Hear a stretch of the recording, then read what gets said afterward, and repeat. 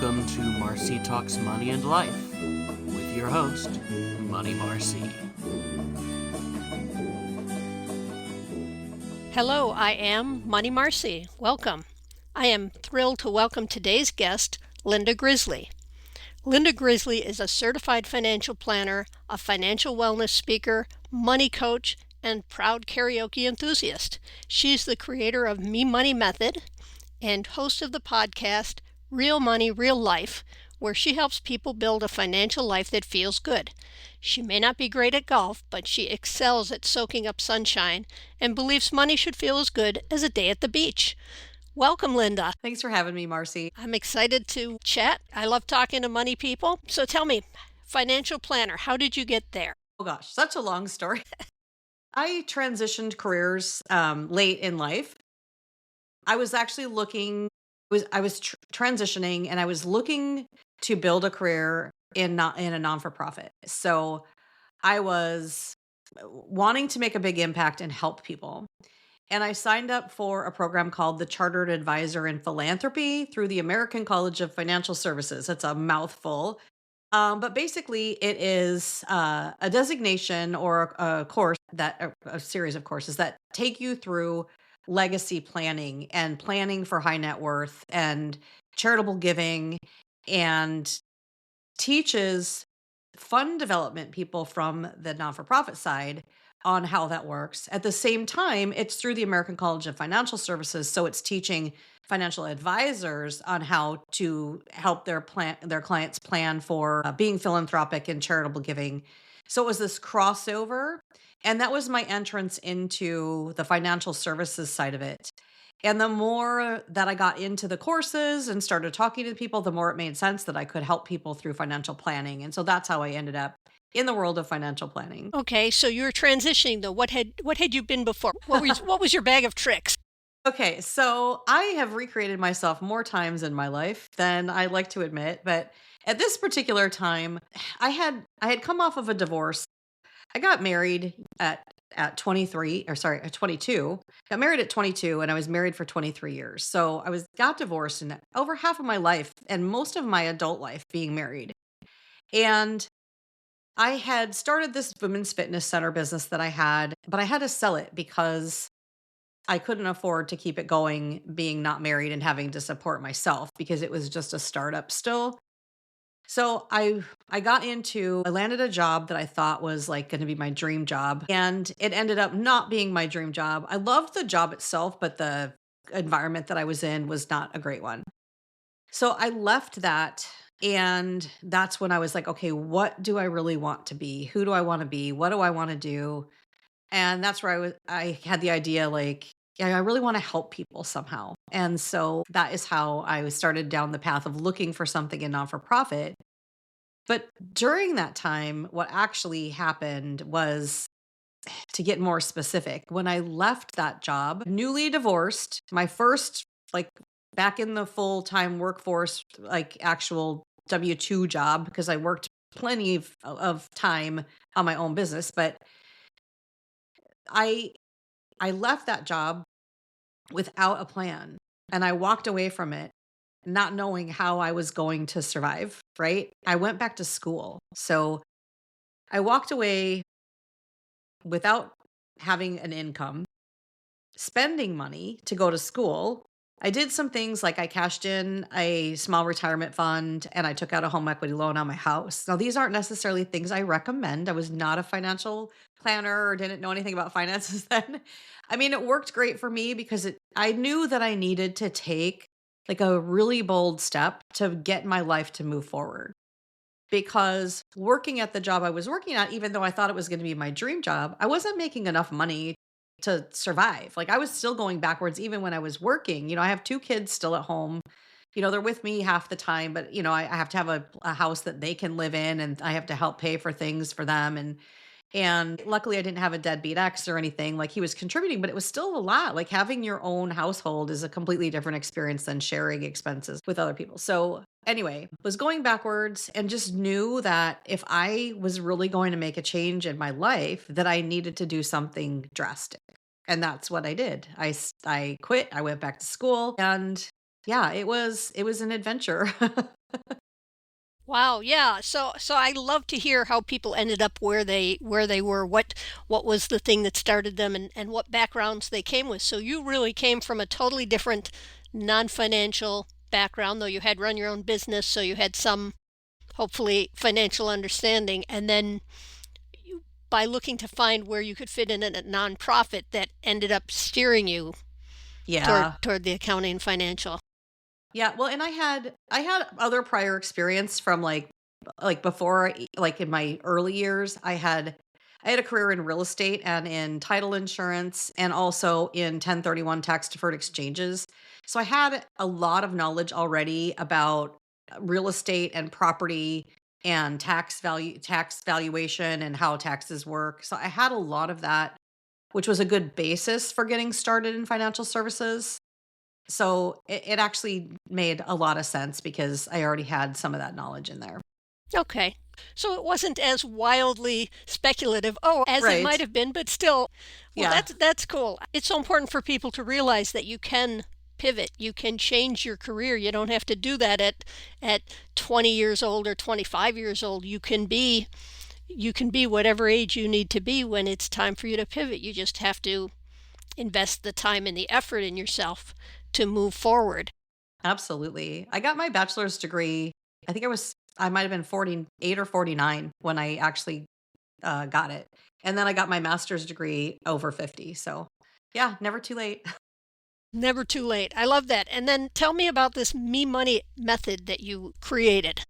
Okay. So me money is taking a portion of your money, whether it's monthly or per paycheck, and setting it aside for you. So it's what you can spend your money on that is solely benefits you. It's all those extra things that other people might judge you for spending on. It started because, okay, so being the financial person, I handle the finances in our household. And so I track everything and I'm kind of weird because I track literally everything.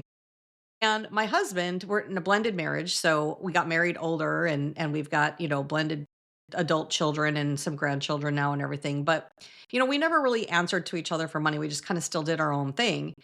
But he didn't realize how much money he was spending. And I knew he didn't realize how much money he was spending. And he'd always be like, oh, it's not that much. It's just blah, blah, blah. And I'm like, yeah, but when you add it all together, it's a lot.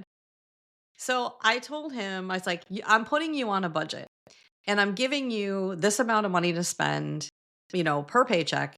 And you have to live within the means of that money. And this is just for anything that has to do with you. So anything that involves you only. If I'm not involved, then you have to pay for it out of this money. And that means you have to save up for the things that are coming up. You can't just be like, "Oh, I spent all that money and now I need more money." You have to stay in this lane. And he was like, "Okay, I can do that." Now, I already knew how much money he was spending. So, I knew that I wasn't going to restrict him too much. I was also still worried that he was going to feel restricted. So he said, "All right, well, I can do that. Are you going to do the same thing for you?" And I said, "Sure, I'll do the same exact thing. I'll give myself the same amount of money. Doesn't matter who's making more or less. We live under the same roof. We have the same lifestyle. So I'll give myself the same amount of money." So I started this and I checked back with him and I asked him how it was going. Of course, he's like, "Fine." I'm like, "Okay, what does fine mean?" And he said, "Well, I'm just making better choices." And I was like, "Oh, tell me more about that." He being someone that's a spender and an avoider of money, like he likes to spend and doesn't really pay attention to it. Now he's paying attention to it. So now he's making better choices. So his example was he saw a golf shirt that he wanted and he's got a closet full of golf shirts. So he saw this golf shirt and he's like, if I buy this golf shirt, then I'm going to have that much less money to spend on my golf trip. So I'm not going to buy the golf shirt. I'm just going to save that for the trip.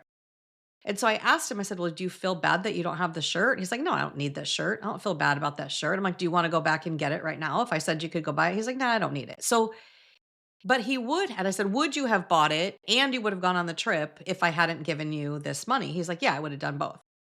So he didn't need it. He wanted it, but he didn't really want it. Like it was just cool in the moment. And he was like, it's making me think a lot differently about money. And I was like, wow, okay, this is cool. Okay. So we're going to keep doing it. Oh, and I asked him, I said, I want to make sure that he didn't feel restricted or that I was controlling him because that wasn't my point. It wasn't to restrict him or control him. It was more just to be like, hey, pay attention and understand how much money you're spending. Not to say you can't spend that much or you can't whatever, but just pay attention. So now you flip it over to me. A couple of things happened with me. I was always the person who said, I can't afford to go on that girl's trip, or I would never spend that much money on myself. I would never do that. Now I have money already set aside and it's there. And I'm thinking this, I had got these little packets of this facial cream and stuff from this store when I was on this walk with some friends. And I was like using these little packets. I was like, oh, this stuff is amazing. My face feels great. And I'm like, oh, I'm like, I would never. And I'm like, wait a minute. Telling myself I would never spend that amount of money on myself. I'm also telling myself how much I love it and how much it feels so good.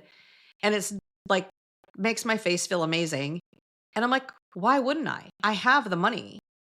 So now that I have the money, I can spend that money and I can buy those things without feeling guilty about it because I'm not answering to myself. My husband never asked me to answer to him. I mean, there are people whose husbands do, but mine wasn't. But I still was answering to myself. And like now I don't even have to answer to myself. If the money's there and I want to do that, I can do that. And I know if I buy it now, I might be saying no to something later, but that's my choice to make, right? For me, it was like this freeing, like I now can spend guilt free. Like I can whatever I want. Now, I'm not saying I never spent money on myself because I could justify buying a bunch of little things for little amounts of money, but I might not justify that bigger amount, like with the face cream, right? Like to buy a face cream that costs $100 for one little bottle, like, but I might buy 10 different things for $10 and be able to justify that. So I'm still spending the same amount. So there was that part. The other part was I had this sense of relief that I didn't even know was there, where I'm like, I felt like my husband and I were now living on the same playing field. Because before, what I didn't realize was that I felt like he was spending all this money, and that was just like making me more stressed out because I was living in this, I'm a saver. So I was living in this, like, it wasn't even necessarily scarcity, but it was just like, I always felt like I was trying to save more because he was spending. And now I know we're spending the same amount. And if we're not, I'm saving it. So I'm saving my part. And if that's what makes me happy, that's fine. So it kind of leveled our playing field. Anyway, so then I started implementing this with clients. Now, I started when I was in financial planning, and now I do financial coaching, and I'm doing it in financial coaching too. But I found that it works with almost any money personality solely because it gives you intention to that one part of your money that is the part where people struggle the most. Whether it's spending or saving or avoiding, that's the part people struggle with the most, right? So that is what the concept of me money is all about. That's a great concept, and I love the way you talk about it. Let's pause for a quick break. Back to the power and the concept of me money. So many times we'll go out and we'll spend $5 or $10 and not think about it. And then all of a sudden we'll pull up short at $50 or $100 or whatever else. But in reality, if we sat and thought about it, we'd say, you know what? I don't need those little things. I'd much rather this big thing. But instead we have this dividing line, like that $5 or $10 each time doesn't count.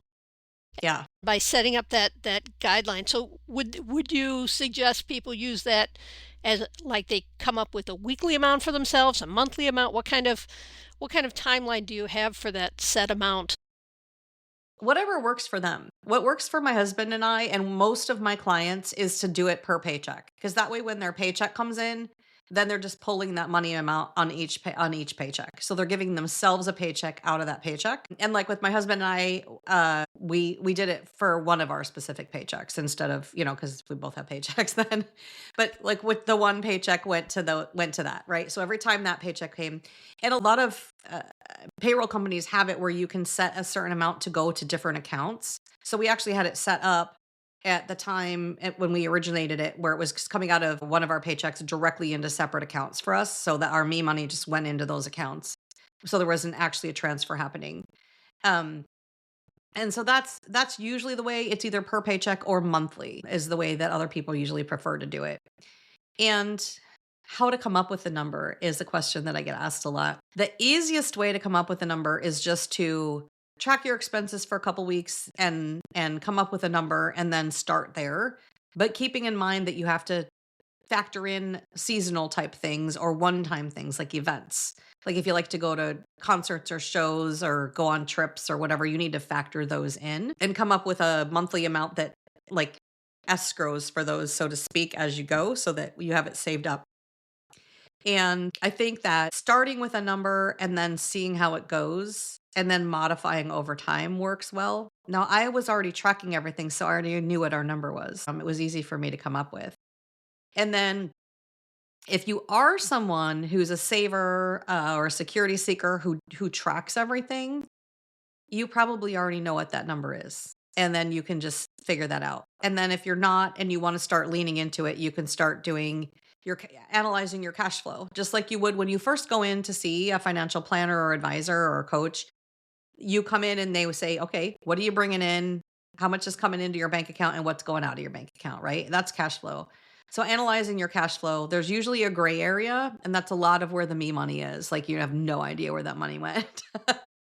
Right, and we can talk about it, but the reason someone might need a coach for something like this is to help them comfortably find that number and get into that mindset. And you talked about using that money for concerts and events and one-time things. I'm assuming you're not going things like that alone. Some of them might be girls' trips or guys' trips or Yeah. whatever. But otherwise, do you have a we money also that's for the things that you do together? Yeah, we do. We actually started with just the me money, and then everything else that we did, anything we did together just came out of our joint stuff. And then there was a point where I was like, we should really do this for us too. Because what would happen was we would go out and then we'd just be like, oh, we just spent a whole bunch of money because we were able to not think about it. And I was like, we should probably do this for us too. So have been slowly establishing it better and better with, we need to put a little bit more guardrails on it. But yeah, that's kind of our rule. If it benefits me only, then I pay for it out of my money. If it benefits him only, then he pays for it out of his money. Now, some people might ask, well, how does that work for somebody who's single and not in a relationship? It works awesomely for them too because it gives them intention. So the idea is that anything that you feel like is not a required expense. So rent, utilities, your phone to some extent, anything that you feel like is not required comes from your me money then. So that, if you go out to eat, that might be required, it might not be required. It depends on your own personal situation, right? Because that might be something where you're like, yeah, no, this is I need to do this because I'm not cooking for myself and I'm going to end up spending more or whatever if I cook for myself, like who knows. The other thing is like clothing or like getting your nails done, things like that sometimes are optional because I put all of my clothing and my nails on my me money because that's something that I'm only benefiting from. It's something that I don't need any more clothes and I don't need to have my nails done. My husband doesn't care if my nails are done, so they're for me. But there are people that are like, no, I'm starting a new job and I need clothes for my job. Well, if you need clothes for your job and you need to look good for your job, then you can probably justify using other money, not your me money for that.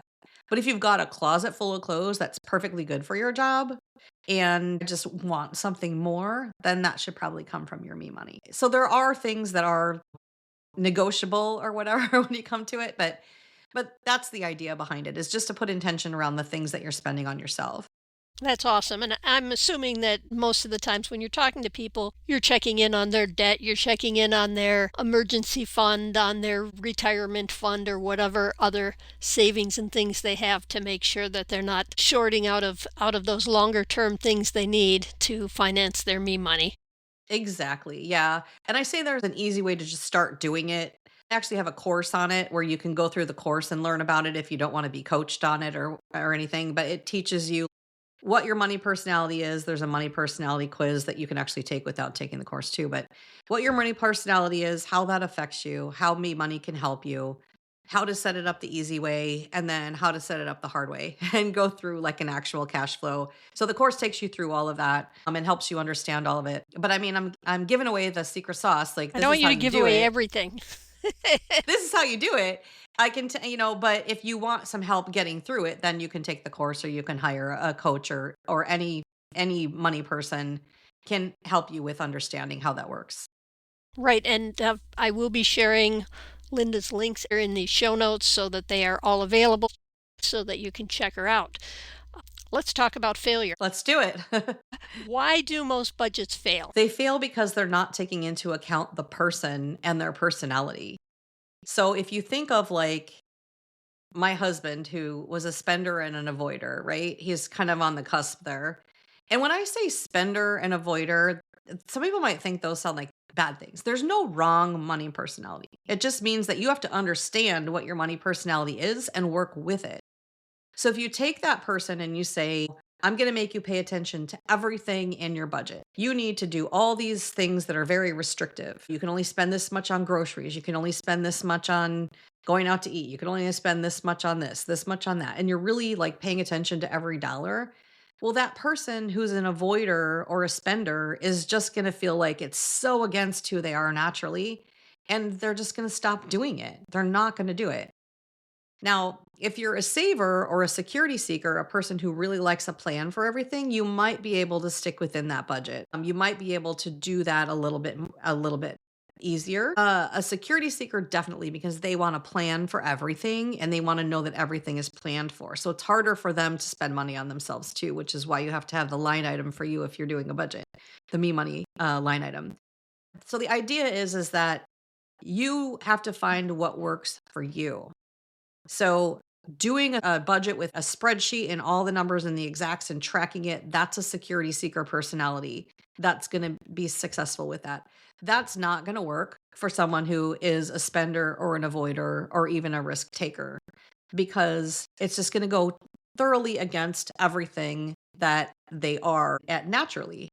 So you have to find a way that works for them naturally. MeMoney works because it gives them just this one little thing to pay attention to. It's not overwhelming and it helps them understand how the money is flowing, which flows over into other pieces of their life. That's not to say that they don't need other types of financial planning services or coaching or anything like that. There's still a lot that can be done with their money, with their money personality, just taking that into account to not make it too regimented for them. That makes sense. I mean, it's like with anything you try to do, if you do it in a way that works for who you are and how you think, you're much more likely to be successful than if you say, oh, well, this is how everyone says budget. I'm going to go do that. And you smack right against that wall because it totally doesn't fit who you are and how you think and how you do things. Yeah, exactly. Let's pause for a quick break. How many different money styles are there? So I'm not the only person that identifies money personalities. There's a lot of different theories and ways out there, but I identify 5.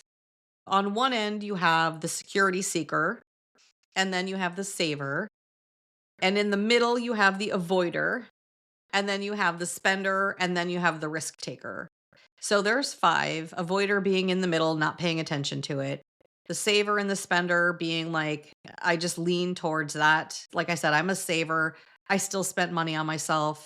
I just always felt like guilty when I did. And I felt like I should be saving more. The spender, now the spender can be a spender on themselves or on other people. So they could be, the one who likes to treat friends and family to dinners or pick up the bill here or give an extra large tip or, donate to this cause or, save the pets, whatever. Like I said, spender's not bad. And none of these are bad. So I don't want you to think that like, oh gosh, I'm a spender, or oh gosh, I'm a risk taker. It's not a bad thing. And even a security seeker is not a bad thing. So then the step above would be security seeker on one end, needing a plan for everything and just really feeling like they need to account for every single piece and understanding that everything has a purpose. And those are the people that have a really hard time spending on themselves because they put themselves last. And then we have the risk takers who are just like go big or go home. I want to go, I want to live life fully. I want to have lots of great experiences. They're taking more risks and spending more sometimes on things that are self-improvement or trips and events so that they can have a fuller, richer life. But sometimes that can be at the expense of their security. Well, and I think that probably goes for all of those types, that any of them taken to an extreme, any of them that you put blinders on and move forward with it, you're missing out on other opportunities. So, and then having guilt in anything, whether you feel guilty after you spend a lot, or you feel guilty after you spend nothing, or you feel guilty you don't pay attention, or whatever it is, guilt gets in the way of everything. Yeah. Yeah, it does. And we come into everything we do with baggage, because we are the people that our parents or our grandparents or whomever raised, and we've got their baggage because of what we saw them do. So our personality type may not have been who we would have chosen to be in a different situation. It's just all of life's circumstances, all of the lessons we've learned, whether intentional or unintentional, are why we are who we are. So there can't be anything bad about it. It's just something you have to. I love the way that you're identifying it, so you can figure out the best way to move forward from it, because you can't change who you are. I mean, you can change your job. You've shown us we can pivot all different ways and still keep coming out successful with new journeys and new stories. I love the way that you're phrasing these, and the way you're putting that information out there to let people know that it's okay to be, this is who you are. Yeah. Absolutely. And some people might look at it as like, oh, you're putting a label on it. But I'm not necessarily looking at it to put a label on it for the sake of putting a label on it, but for the sake of self understanding and understanding why you do the things you do the way you do with money, and understanding that the feelings that you have. Like when you feel guilty about having spent money on yourself, or feel shame for the fact that you don't have anything saved, right? And when you realize that, oh, that's okay because, or not okay, but I understand why now because this is my personality. And now that I understand that, I can start to recognize that and start to make better choices around my personality without harming myself, my future self, or my current self, right? Right. We've always got to think of that future self when we're making our financial decisions, because that future self is hopefully going to be our first and most important beneficiary Yeah. of all the choices we make. And I like that. I do want to back up a little bit, because I do want to talk about the karaoke and the golf. I feel like there are some stories in there. My goodness, there are stories in there. Well, I figure it must be significant that you are a proud karaoke enthusiast. That says a lot. That has some heft to it. It does. Well, so here's the thing. For a long time, I didn't sing karaoke. I would go with my friends that would sing, and I wouldn't sing. And it took some awful events in my life for me to finally just go, you know what? It doesn't matter. Like, I'm tired of trying to be perfect and worrying about what everybody else thinks. And that's when I sang my first karaoke song. And I'll tell you what, it was awful. It was really bad. But it didn't let it stop me. And I kept doing it. And now I'm decent. I mean, I'm not a fantastic singer or anything. I get some, you're like, yeah, that was great sometimes. So that's enough for me. But here's the thing. I feel when you're singing, you're letting out so much feeling and so much, like, I don't know, it just to me is really just an outlet. I can name a lot of people that said that they would never sing, and I've convinced them to sing. I just feel like I found it very freeing. It was a very freeing thing for me to start to do, and now I love to do it. That's awesome. And you're not great at golf, but you I do am golf? not great at golf.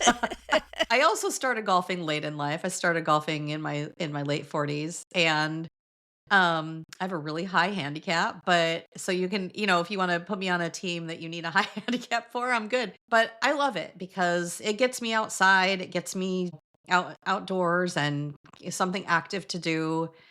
And I know the rules, so I keep up, and I don't know, I just have a good time even though I'm really bad at it. I think that's so awesome, because so often we're afraid to try something new. We are afraid to be acknowledgeably bad at things. I like that because there you are. You're a saver here and you're a risk taker by going out there and doing karaoke and doing golf, and it makes you a well-rounded person. Yeah, and that's another thing. That's a very good point, Marcy, because just because your money personality is one thing doesn't mean that that personality is the same thing throughout. And I actually have two different money personalities because my business money personality is a risk taker, which is I'm almost a security seeker on the one end financially. So I'm almost complete opposites in between my personal finance and my business finance. I'm like the go big, go home. I want to do it all in my business. I need that thing. I need that thing to get it running right. I don't know. I need to rein myself in. Well, I don't know. Your business can have a me file too of things that these Right. aren't necessary, but these are things I want. You have the opportunity to figure that out. And I know this money coach, I think you'll get along with her really well. She lives in your mirror, and I think she can help you figure what your personality needs to be successful. But it sounds like you're doing amazing things as it is. And I love the way that you are inspiring people and putting it out there with your podcast, with your coaching, with all the things that you do. Linda, are there things that maybe you wanted to mention we didn't cover yet? No, I would just say start one little piece at a time. So don't get overwhelmed with your finances because it can be overwhelming. You start to think, okay, I need to start paying attention to everything. One little thing at a time, whether it's MeMoney or just tracking your cash flow or paying attention to what the expenses are every month to make sure that there's not things you're forgetting about. Just one little thing at a time and then start stacking. Once you get used to that, stack another good habit on. That would be my advice. I like that. I like that a lot. Linda Grizely, thank you so much for being my guest today. We appreciate you taking the time to join us here. Thanks for having me. You can find me on my website at lindagriz.com, LINDAGRIZ.com. And if you want to know what your money personality is, hop over to my resources page and you'll find the money personality quiz there. To my listeners, I will be sharing links to Linda's information in the show notes. Please check her out. She shares a lot of interesting information. And don't forget to subscribe, leave us a review, and stay tuned. I'll see you next time. This has been Money Marcy on Marci Talks Money and Life. You got this.